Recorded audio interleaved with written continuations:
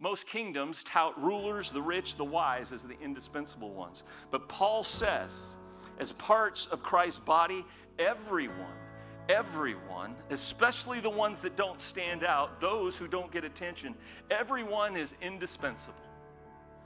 David writes, you, meaning God, created every part of me. You put me together in my mother's womb. Thank you for making me so wonderfully complex. It's amazing to think about. Your workmanship is marvelous.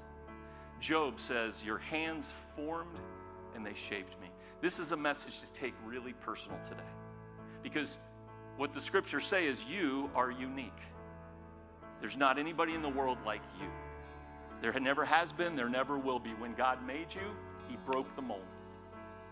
You know, our environment and the things of this world can really hammer us and hit us. So author Paulo Coelho says this, maybe the journey isn't so much about becoming anything. Maybe it's about unbecoming everything that isn't really you, so that you can be who you were meant to be in the first place. Wow.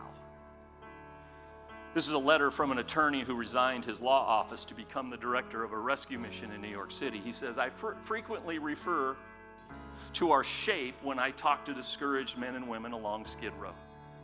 I point out that even the most desperate, tragic situations can form the basis for good that God can bring out of our lives. In the language of the street, he says, you can't deal God a bad hand. Yesterday, I had an incredible breakthrough with a man named Richard. As a toddler, Richard was abandoned in a hotel room by his prostitute mother. He served overseas, has had 2 failed marriages, and has little or no relationships with his children. At this point in his life, his 40s, he was overcome by pain and frustration and felt totally worthless. He says, when I taught Richard about his unique shape and that God never wastes a hurt and that he was indispensable, you could see the despair begin to lift. Through tears, there was a clear sense of joy and celebration. It was as though God was embracing and tenderly stroking someone who for many years was convinced he was utterly dispensable. That's why Paul writes this, and this is the hope of the church that we get to share with others. Paul says, since we find ourselves fashioned into all these excellently formed and marvelously functioning parts of Christ's body, let's go. Let's go ahead and be what we were made to be. As Christ's Spirit dwells in you this morning, hear his voice.